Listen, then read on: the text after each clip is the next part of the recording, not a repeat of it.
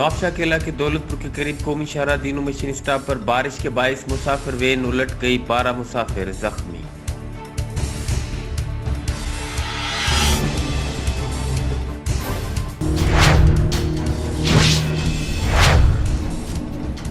खबर आपको दे रहे हैं नवाबशाह से, जहां नवाबशाह किला के दौलतपुर के करीब कौमी शाहरा दीनू मशीन स्टॉप पर बारिश के बायस मुसाफिर वैन उलट गई, 12 मुसाफिर शदीद जख्मी।